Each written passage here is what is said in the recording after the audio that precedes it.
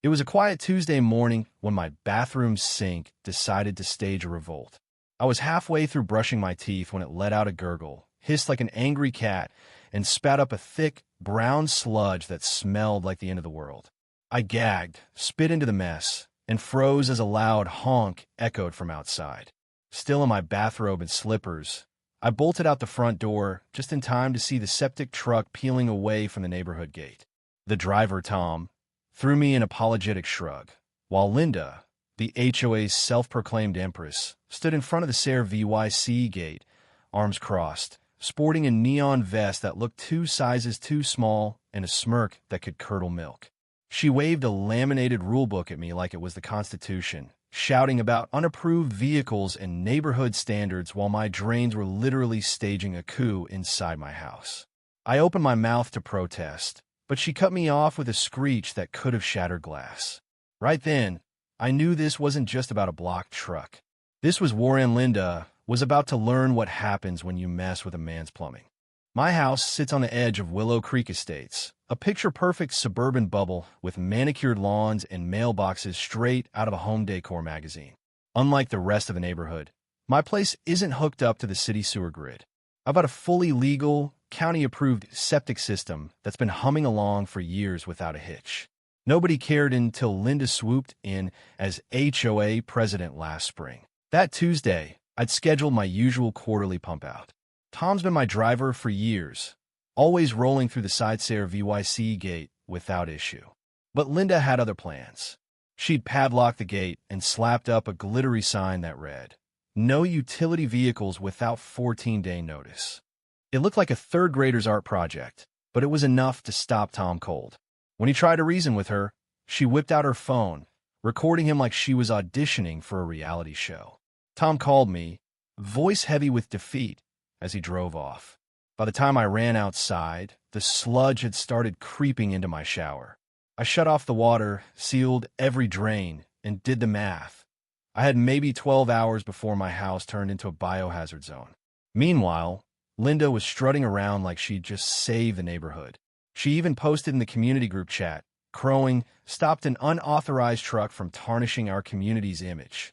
Thank you, HOA, for prioritizing beauty." She capped it with a string of heart and tree emojis. I fired back, "That truck keeps your beauty from drowning in sewage." She deleted my comment and blocked me. I tried everything. The HOA's emergency line? Dead. Emails? Ignored. I even trekked to the clubhouse to plead my case, but it was locked for Linda's exclusive yoga retreat. Residents sauntered in with their mats and cucumber water, tossing me smug looks as I stood there in work boots, sweating panic. Linda breezed past in her designer leggings, muttering, "Should have filed a form. Rules are rules." Back home, my septic app was screaming, tank levels at 90 fan tram and climbing. The alarms were blaring, and I knew the system's last resort, a legally permitted overflow release, was looming. Here's the kicker. That overflow tied into a shared drainage line that, in a cruel twist of fate, ran right under the HOA's precious clubhouse. I'd never triggered it before, but with no truck and Linda playing gatekeeper, I was out of options. I stayed up late, checking valves, triple-checking my permits, and Leah VYing a voicemail for the county inspector to cover my bases. I wasn't about to let Linda pin this on me when the INEVY table happened. Around midnight, a gurgling noise from the basement sent my heart racing. It wasn't the alarm, it was the pipes, warning me that my house was about to star in a horror movie. I paced, torn between breaking the gate's lock myself or letting the system do what it was built for. At 6:45 a.m., my phone pinged with a text from a neighbor, Sarah. It was a photo of brown liquid seeping across the clubhouse lawn, oozing from under the doors, with the caption, "Is the sprinkler system broken?" I made coffee, grabbed a notepad, and settled by the window. The chaos had begun, and I wasn't going to miss a second of it. Linda arrived at the clubhouse for a fancy brunch, decked out in a crisp white blouse and beige slacks, only to freeze as the stench hit her like a slap. Sewage bubbled from the foundation, flooding the tiled floor inside. Her guests, mostly elderly HOA loyalists, and a few local bigwigs, screamed and scattered. One woman lost her shoe in the muck. Another guy clutched a handkerchief to his face, muttering about a lake explosion. Linda, gripping her clipboard like a lifeline, shouted about a system failure and demanded the non-existent maintenance team fix it. Spoiler, there was no maintenance team. She'd nixed that budget for more flower beds and fake security cameras.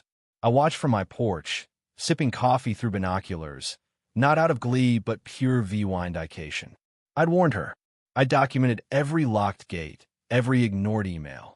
Now, the image she obsessed over was a swamp of her own making.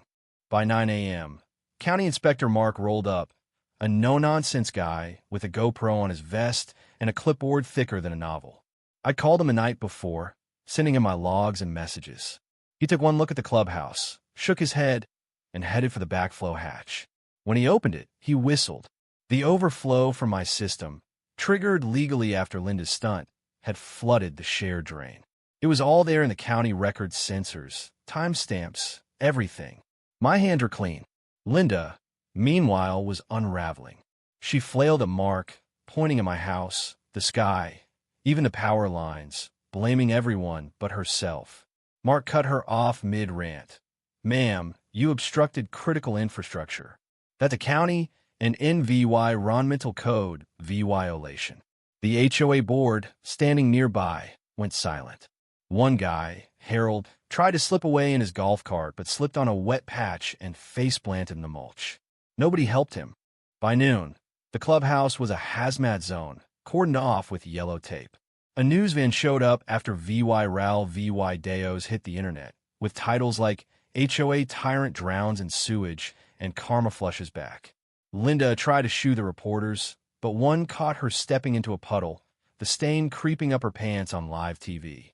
My phone buzzed nonstop with texts. It's everywhere. Linda's gonna puke.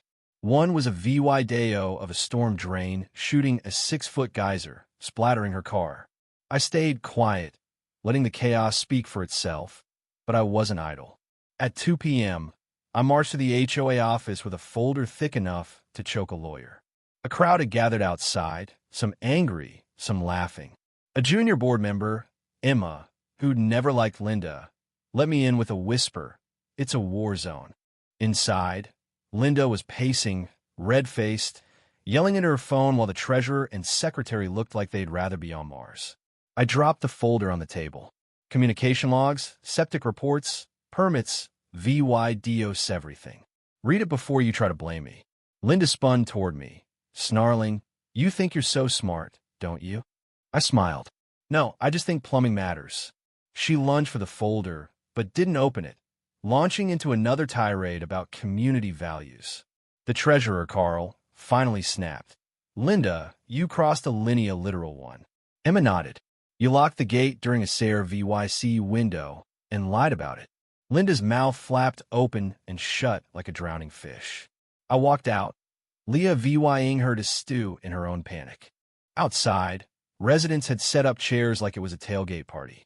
Someone brought popcorn. The clubhouse lawn was now a theater for Linda's downfall. A neighbor high-fived me. Another asked for a copy of my report. By 5 p.m., an emergency HOA meeting was called in the parking lot under a flimsy canopy. Linda showed up late, disheveled, clutching her purse like it was her last shred of power.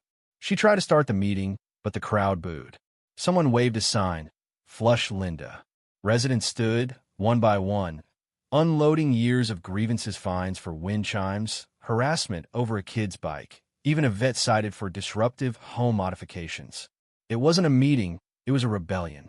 Linda stormed off, stepping over the caution tape like she could will the disaster away. The next morning, the clubhouse stood like a tombstone to Linda's ego. The foundation was shot, the floors warped, the stench unfixable. Most board members avoided the site, meeting in garages or under tents. Linda, still technically president, was clinging to her title like a lifeboat. She sent frantic emails, accusing saboteurs of orchestrating the overflow. Nobody bought it. At noon, I found a hand-delivered HOA violation notice in my mailbox, claiming I'd endangered the community.